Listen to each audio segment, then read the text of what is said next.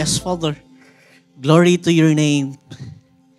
Thank you for the victory that you've given to us because of the victory of your Son, Jesus Christ. Now, Lord, we can live a life that is victorious because you have imputed your righteousness to each and every one of us. You allowed our body to be a temple of your Holy Spirit, the same Spirit that resurrected Jesus from the dead. Father, we pray that we continue to put our faith, our trust on what you have done and what you have proclaimed true upon our lives, Father God. And today, as we gather together as your people, to give you the worship and the glory that you deserve, we pray that you alone will be magnified and will be glorified, Father. And as we look upon your word, so that we can see how great and awesome our Father is, we pray that your Spirit will guide us, will enable us, will empower us to see great and wonderful things from your word. Help us, Lord, to focus upon you, for you alone matters this time.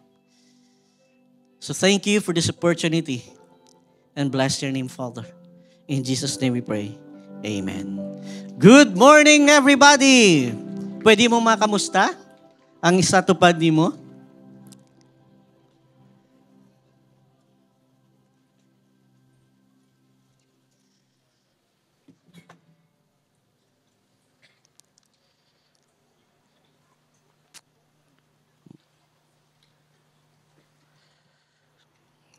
Good morning, everyone.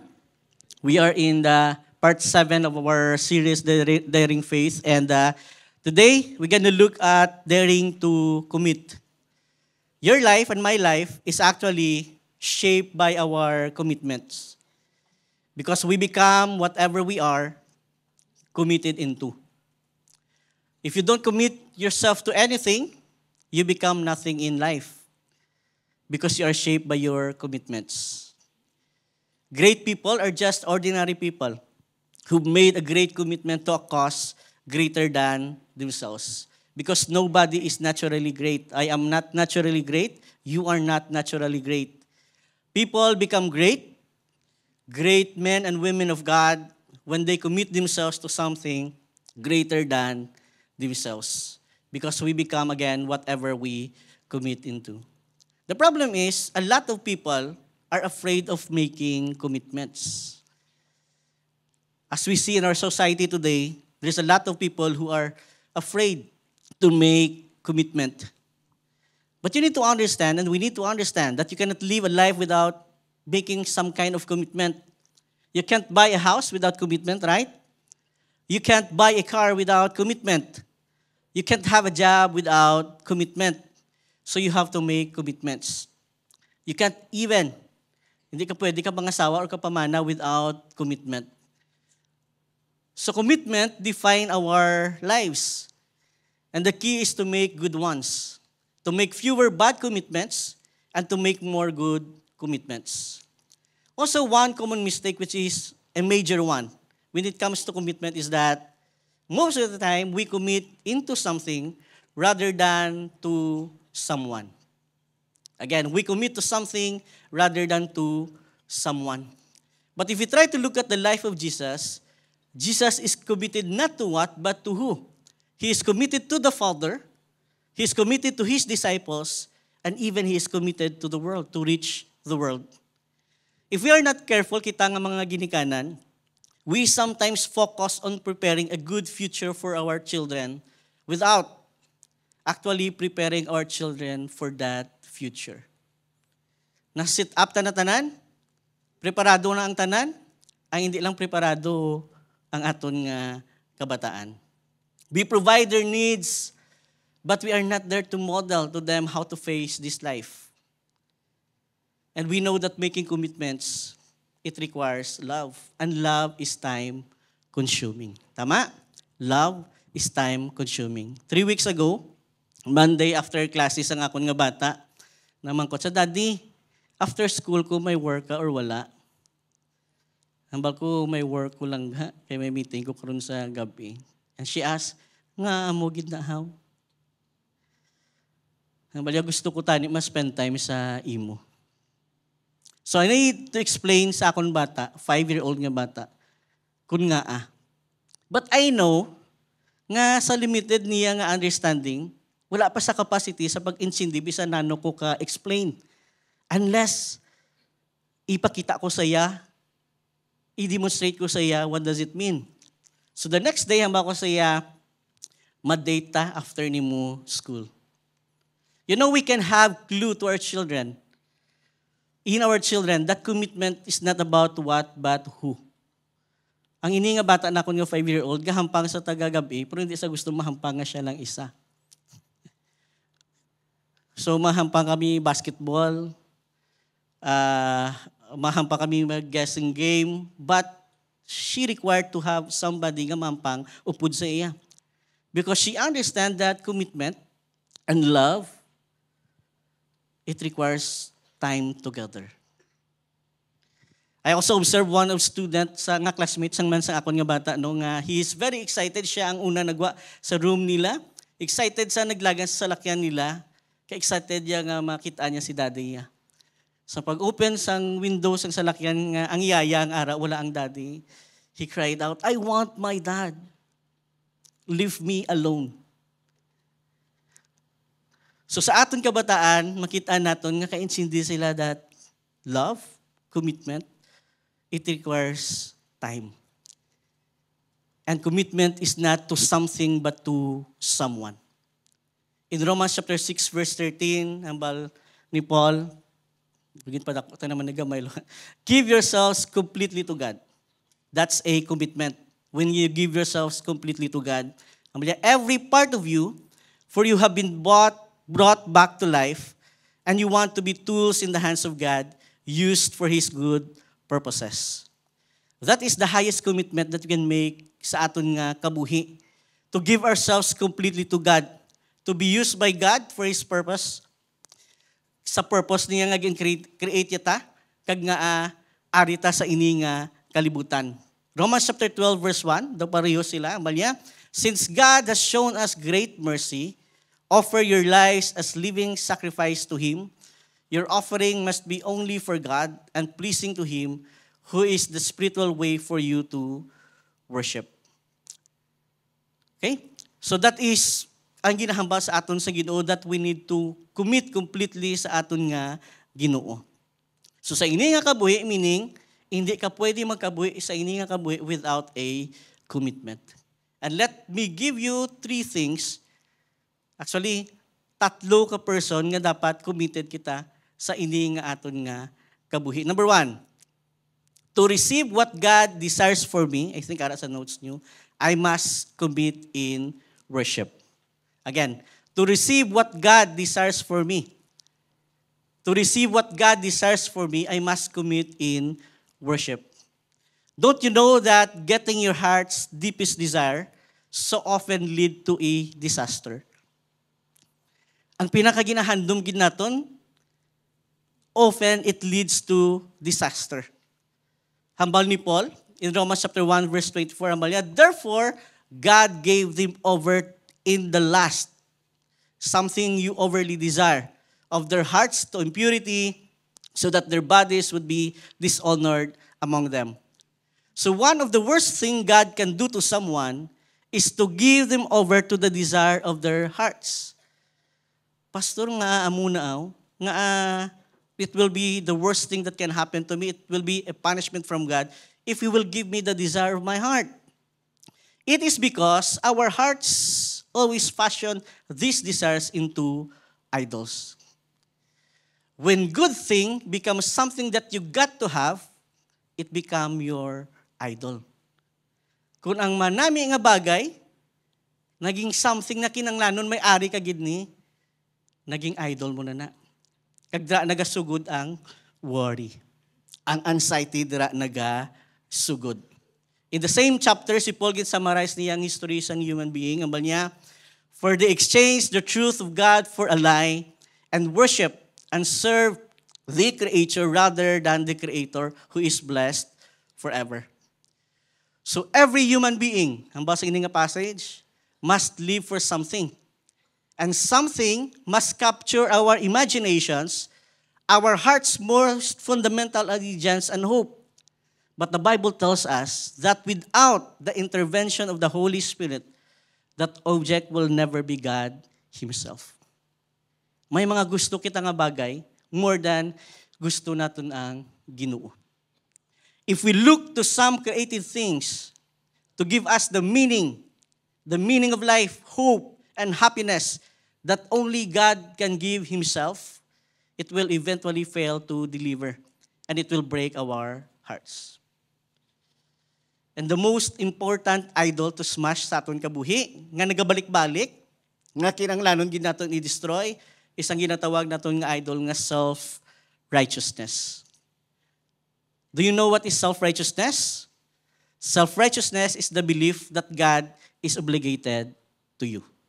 Again, self-righteousness is the belief that God is obligated to you. Example, you say, because of my record, my performance, the good deeds I've done, and upstanding citizens I've been, I deserve something from God. At least for Him to hear my prayers and probably not grant me entry into heaven. This is self-righteousness. This is an idol that you need to smash. Okay, another one. Maybe gamba kita ang Ginoo ya fair na siya nga Ginoo. Parehas man sa maestra ko nga bisan hindi ko alam gid galing kay pisan ko, why ko ga-absent, papasaron niya ko. Okay? Or you are saying you are better than a lot of people. When you look at yourself that you are better than a lot of people, that is an idol. That is self-righteousness. And you need to smash that. Another one, perhaps you believe that you had a rougher life than most, even more so than people who are more immoral than you, and yet they seem to have an easier life. If that makes you feel like God owes you something, that is an idol. Kung nagapaminsar ka nga, ang mga salawayon nga ginabless na sa Ginoo, ako yang nga mabuot, wala ko yang ginabless. Did you know what? That is an idol. That is self-righteousness. And you cannot experience the grace of God. It cannot thrill you, electrify you, the grace of God, or comfort you unless you understand that He doesn't you owe anything.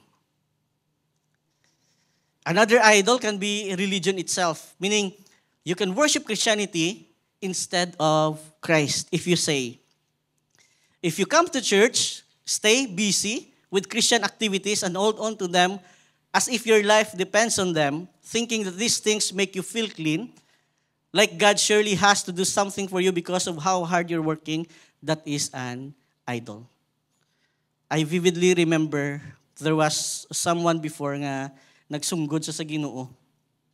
And until pila ka bulan, nag-decide sa nung mabalik na ko sa Ginoo. So sa pagbalik niya sa Ginoo first time, nag-commit siya to serve. And we have a youth activity during that time, kag nag-serve siya. Sa pag-serve ya, bago to iya cellphone, during sa amon activity, nadula ang iyang cellphone. Kagto sa ako naghihibi sa may youth office. Kami sa una, kagto sa youth office, istorya kami. Yan nung man ni si God man. Ahay nag-decide ko serve sa iya, mo pa himuon niya sa akon. That is an idol. Nga ginabakal mo ang Ginoo, paagi sa imo nga pag-serve. That is an idol. You need to smash it because it will block the grace of God that could be yours. In some cases, another idol is ginatawag na nila darling sins. A darling sin is a particular practice that you know violates one of the 10 commandments. You know it's wrong, but it gives you meaning when your life feels dull and gray. It picks you up, makes you feel better, and gives your life meaning. That is also an idol. Kabalo ka nga sala, pero ginapadayon nimo. Kay naghahatag sa sangkalipay sa imo. Again, my friend, you need to smash that because that is an idol. It may give you what you desire today, but eventually it cannot give you what only our Heavenly Father can give you. And when you understand that and smash your idol, kung smash na ito ng tanan natin nga idol, anong hambal sa Ginoo sa aton? In Joshua chapter 10, verse 16 naman niya, then the Israelites got rid of the idols of the foreign gods, and they began worshiping only the Lord. Finally, there came a time when the Lord could no longer stand to see them suffer. The Lord does not want you to suffer. The Lord wants His grace to be upon you. His love be upon you. His mercy be upon you. He wants you to experience the abundant life that He promised to all of us. He wants you to receive His grace and to grant you the desire of God's heart for you. And unless we smash our idols, it will block the grace of God. Something that we need to receive from God. The promises of God, i-block ya nga hindi natin mabaton.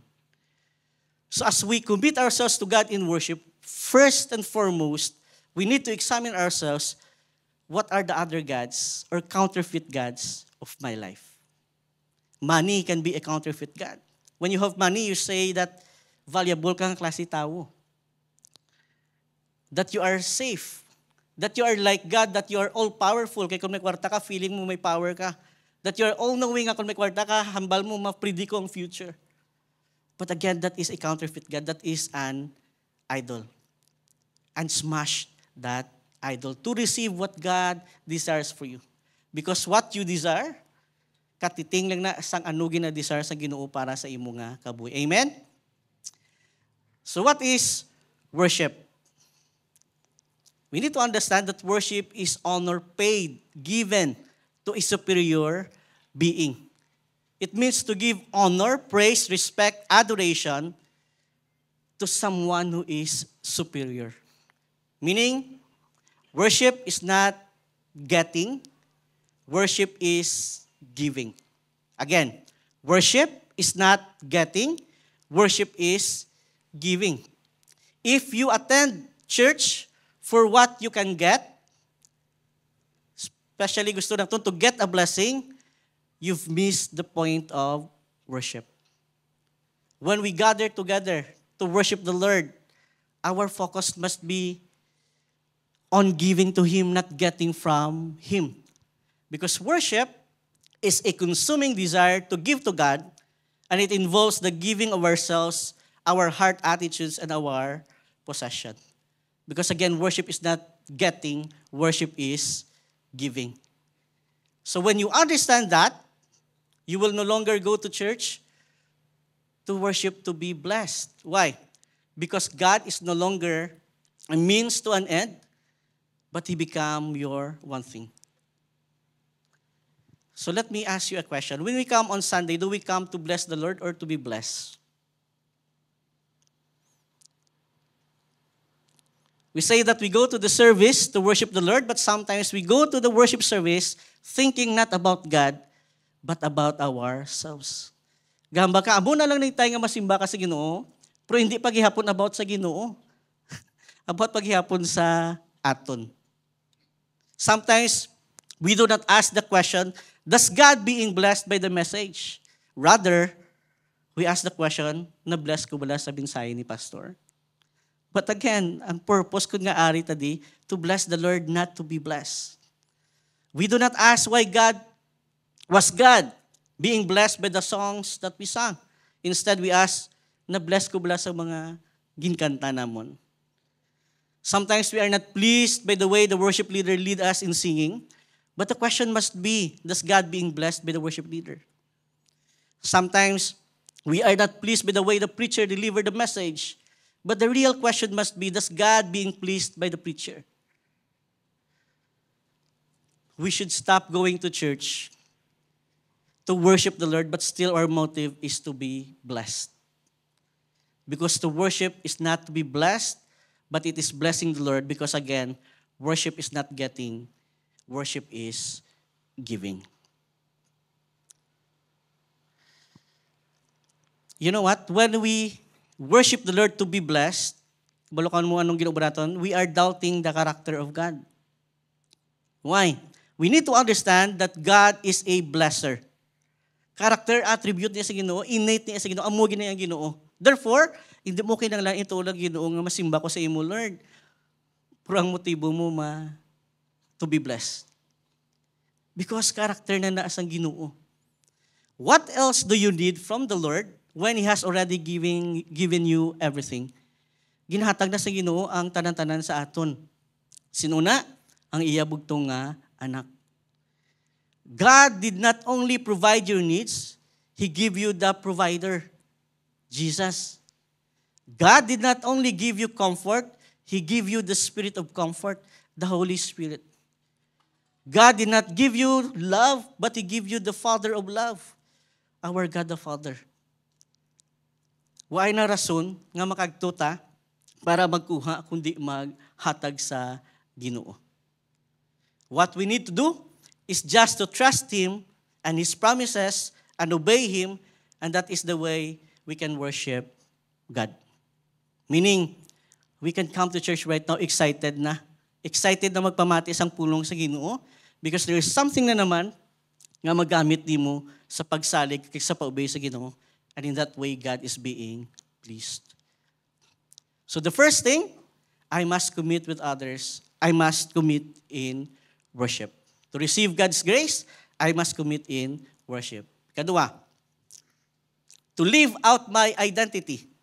You and I had been given identity by God, but to live out my identity, I must connect with others in fellowship. Paul told Timothy in 1 Timothy chapter 1 verse 5, babal niya, you must teach people to have genuine love as well as good conscience and true faith. Paul is saying to Timothy that the purpose of his instruction, the purpose of the message right now, the purpose of the message every Sunday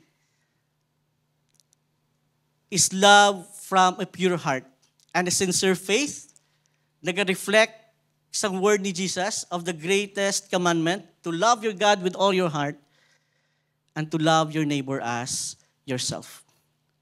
So ang purpose ng mensahe sa Ginoo to teach us to love God and to love one another. And even Jesus take it even further and says to love your enemy. And love, according to the Bible, is giving of yourself to another. Again, love is giving of yourself to another. John chapter 3 verse 16. For God so loved the world that He gave His only begotten Son. So this love is not merely a feeling, but it is a true giving of one's whole self in a genuine relationship. And most recently, ang mga author, kakabasa na kung sa nga mga books, ginatawag nila attachment love. Hindi ni sa bag-o, amo gini ang iya nga daan sang Ginoo. Therefore, we need to make a shift from attending the church to attaching. From attending to love. Because when God created everything, including man, it is good. But in chapter 2, first time in the history of the universe, nakahamba sa Ginoo, it is not good. That was the first time that there is something that is not good. Ano na sa kunong hindi good? It is not good for a man to be alone.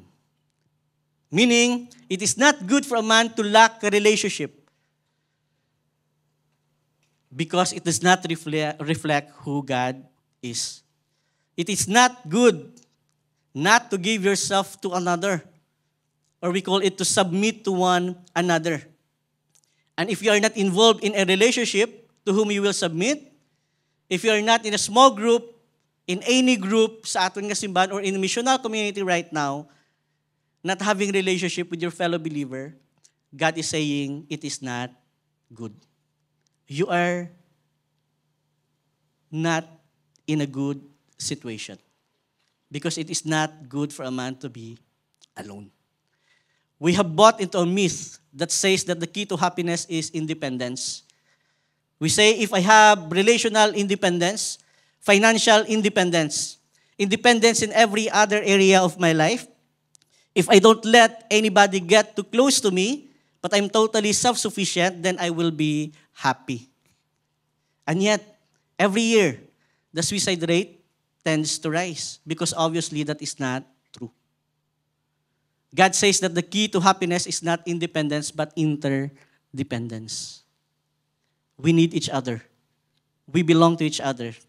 We need community in our lives because God wired you to go through life not as a solitary individual but in a community. That's why in Romans chapter 12 verse 5 it says, that's how it is with us. Kita. There are many of us, but we each are part of the body of Christ as well as part of one another. We need each other. God says community is not optional. Pwede mo mabalari mo tupad? Community is not optional. Okay? Doon hindi ka pa magbalikid, no? You may not feel it because you say that, okay lang kuya pastor, I am very self-sufficient. Hindi ko kinanglano ng iban sa akong nga kabuhi. But the truth is, you absolutely have to have other people in your life if you're going to be all God wants you to be. Because Jesus didn't say that we would know His disciple by their attendance. Hindi na mong hambas ang Bible, hindi na mong hambas ang Ginoo. Hindi ko kita mabalaan nga disciples kita or Kristohanon kita by attending church, by going to Ictus. But instead, hambal ni Jesus, His disciple will be known by their love for one another. So we, Christian, always says that we are a family, but seldom do things like a family. Tuod man na. No? Hambal-hambal ta family ta, pero seldom do things like a family. Diba? Kagto ka lang dito agad Domingo, kagto lang ta dito Domingo, puli man ta dayon, tapos confident kita while we are a family kami sa Ictus, we are a family. But the question is, do we do things together like a family? But in Ictus, we have spaces and groups right now that you can belong. So you can experience what it truly means to be part of a family. Every Saturday, may gagather da ang Mount Zion kag Jerusalem, nga missional community dra sa gym. They are from 7:30 and 10 a.m. nga worship service. Lasano ka mo gani? 5. Pwede ka mo da ka-attend sa ilang welcome gid ka mo. Every Friday, we have family on mission. There is a equipping hall. Pwede ka mo kagagto, 6:30 kami ga sugod. We have missional communities from Silay to Kabangkalan. You just inquire if sadin ka maka-join. But, hindi pwede nga mahambal kita that we are a family but we do not do things like a family. Hambal sa Ginoo, it is not good for a man to be alone. It does not reflect who God is because God is a community, the Father, the Son, and the Holy Spirit. You need other people in your life. Thirdly, I must join to make an eternal difference. I must join with others on mission. Again, to make an eternal difference, I must join with others on mission. God has a life mission for your life, and you can only do it in the context with others. May mission ang Ginoo sa tagsa-tagsa sa aton. Pero maubratan lang na, upod ang iba. The common denominator of Jesus is 2. Bisan mga witi-witi, makuha lang sang dangki, wala ka sugo si Jesus sa isa lang katawo. Yung sugo, yagid 2. Because wala gin purpose ng Ginoo nga we will do our mission alone. Panawag na naton, we should do the mission as a family on mission, being a family. So before Jesus goes back to heaven, He gave His last word to His disciple. Last words of people are very important, especially of Jesus. And that last word of Jesus, ginatawag naton nga Great Commission. In Matthew chapter 28, it says, "Go and make disciples of all nations, baptizing them in the name of the Father, the Son, and the Holy Spirit, and teaching them to obey, to do everything I have commanded you, and surely I will always be with you." So according to this passage, what is our mission? Anong mission sa Ictus kag sa individual? Our mission is to make disciple. Ang balay mo tupad, our mission is to make disciple. God has a purpose for all history, and also God has a purpose for your life. Kang purpose ng Ginoo for all history is to build a family. Nga aman tagaan ka sang Ginoo purpose sa imo kabuhi, nga wala nagaangot sa iya purpose sa kalibutan. Okay? So meaning, ang kunang purpose ng Ginoo is to build a family. The only way that God could build a family is through us as we make disciple. Ang ini nga family sang Ginoo, ginatawag din naton nga church or ginatawag din naton kingdom of God. And when everybody has come into this family, into this kingdom of God, then the end will come. Then we go into a second phase, which is eternity. But unless matabo na, hindi magbalik ang Ginoo. So somehow, God says, I want your purpose in life to be part of my big purpose, which is taking the good news to everybody else. And that is to make disciple. Again, our mission as a church and our mission as an individual is to make disciple. So what is a disciple? Let me give you 3 key parts to a definition of a disciple. A disciple is relational, transformational, commissional. It means to disciple is to build relationship. To disciple is to help other grow. And to disciple is to prepare other to do the mission. Again, to disciple means to build relationship, to help other people grow, and to help other people to be on mission. To relational. Discipleship is a relational activity. Kinanglanon na naton insindihon. Abi ko sang una, when I was in the campus ministry, discipleship is about nagapungko ka mo once a week, kag nagatudlo ka sa iya. But disciple making is a relational activity. When Jesus called his disciple to follow him, he called them to do life together with him. And in the end, they worship him. And later, after Jesus ascended to heaven, Peter and John were brought before the religious leaders and teachers for trial. When the leaders saw the courage of Peter and John, realizing they are unschooled, ordinary men, the leaders were astonished and recognized that Peter and John had been with Jesus. Meaning, to be a disciple of Jesus is to be with Jesus. Again, to be a disciple of Jesus is to be with Jesus. In John chapter 15, verse 5, it says, I am the vine, and you are the branches. If you remain in me and I in you, you will bear much fruit. Apart from me, you can do nothing. This passage is a call to a relationship that is constant and dependent. He calls us to a relationship that is intimate. Because when we become intimate to God, dependent to God, dra nagasugod ang transformation sa aton nga kabuhi. That's why si Matthew records Jesus telling his disciples that he has all authority in heaven and on earth and that he will be with them always.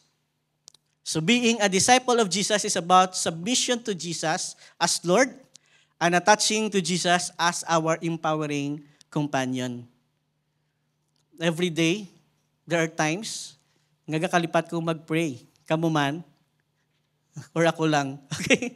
Gakalipat ka mag-pray. At the end of the night, tambal ko ba, today I had been arrogant. How? Nag-assume ko nga kaya kong adlaw ni without God. Without depending on Him.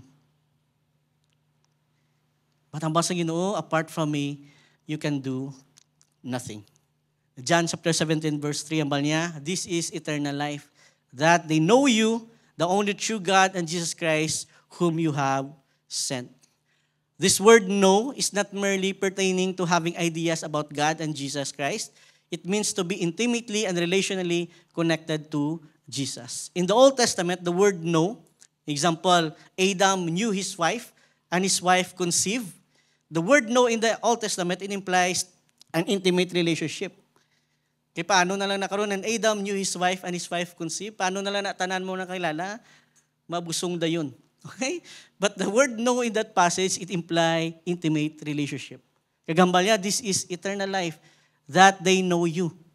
Eternal life is having an intimate relationship with God. The word know in the New Testament, it means an experiential relationship. So kung maghambal ka, kilala ko si Jesus. Gahambal ka nga, na-experience ko si Jesus.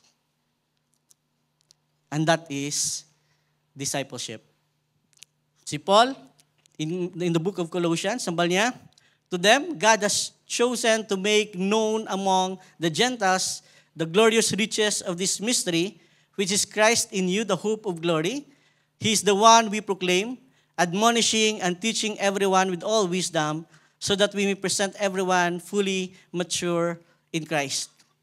The maturity Paul describes requires an intimate relationship with Jesus.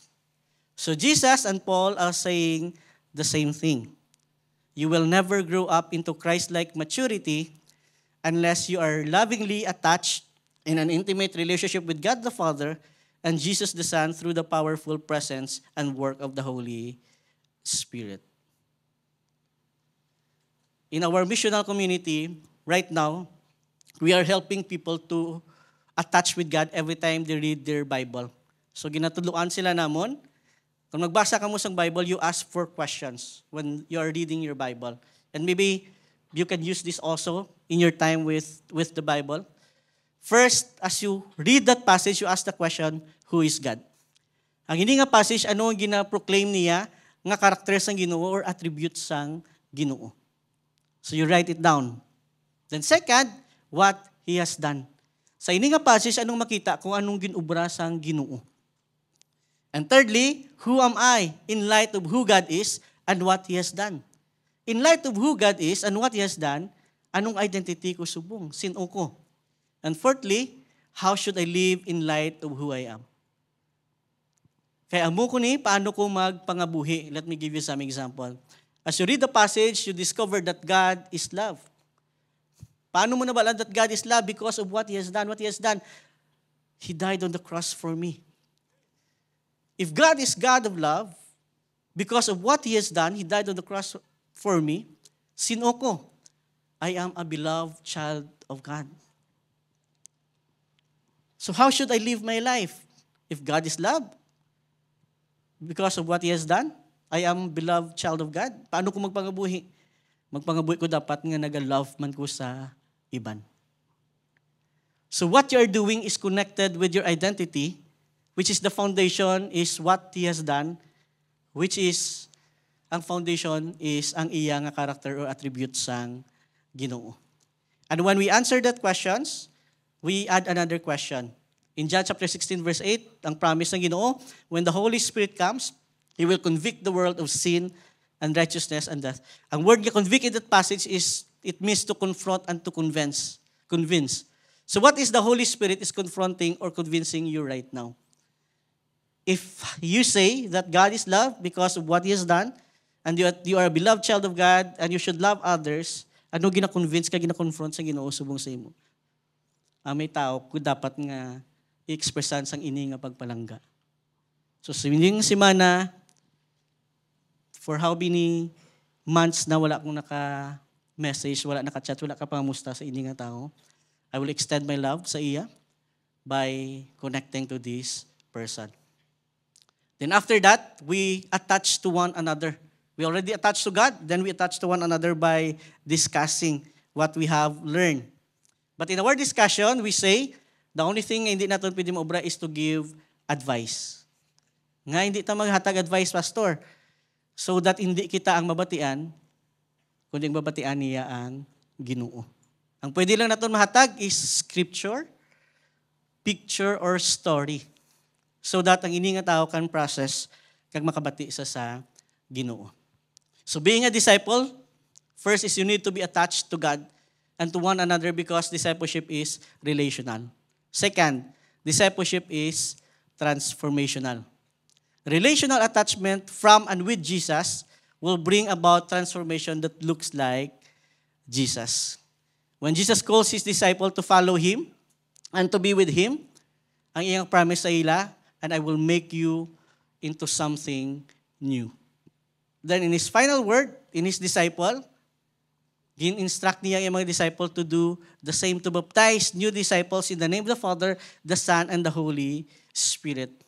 And to baptize means to immerse into. So as to take on the nature, identity of that immersion. Kung sa diin ka gin-baptized, ginakuha mong ina nga identity. For example, kung ilugo mong puti nga bayo sa pula, huluman mo da sa, pagkuha mo, puti pa sa or pula na? Pula na. Gintagaan mo new identity ang ina nga bayo. Kita man, sang ginbaptize kita actually, gintagaan kita bag-o nga identity sang Ginoo. Therefore, a disciple of Jesus is a changed person with an entirely new nature and identity, which leads to an entirely new way of living. Amuna ang disciple ni Jesus, a changed person with an entirely new nature and identity nga nag-lead sa iya to entirely new way of living. Amo nambal niya sa 2 Corinthians 5 verse 17. Nambal niya, therefore, if anyone is in Christ, the new creation has come, the old has gone, and the new is here. Sa ini nga kalibutan, by sistemang ini nga kalibutan, how ka makabuild sang imo nga identity. Ang ginahambal sang kalibutan amo ni, from the Father, whatever ang commands sang Ginoo, you obey it. And when you obey it, you will become. It will give you identity. Sa grasya sa Ginoo sang elementary, ga-excel ko sa eskwelahan, kag kun alam ka gani, ang basa mga tupad balay mo, ano ka na? Buot ka nga bata. Okay? Ang alam, nagaresulta sa identity. Ano? Buot. Kung hindi ka alam, garesulta mo na sa identity. Sa lawayon. Because amuna ang kalibutan. But the problem with this way, you will not live in security. But you will always be insecure. Because you know that not all the time you are good. Tama? So, if you are being a child of God because of what you have done, paano kung tsimpo nga daw pasaway ka sa Ginoo? You will no longer be a child of God. Makapoy ang ini nga klase nga kabuhi. And you will never, hindi gid magbago aton kabuhi kung amuning aton nga paagi. Ginabutong naton ang aton nga lawas. But ang iyas ng Ginoo,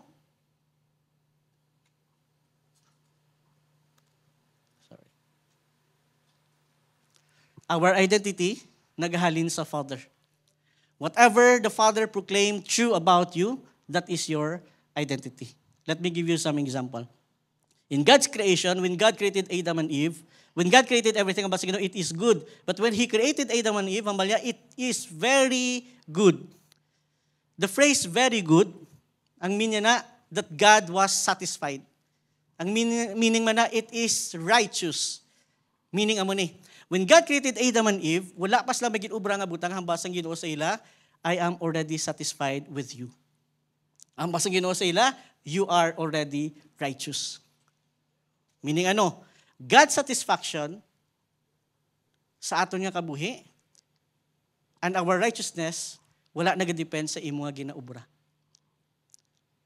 The same with Adam and Eve, dinto nagdepend to sa power sa Ginoo to create sa ila, that God was satisfied, kag nagdepend sa gin-claim sa Ginoo that they are righteous.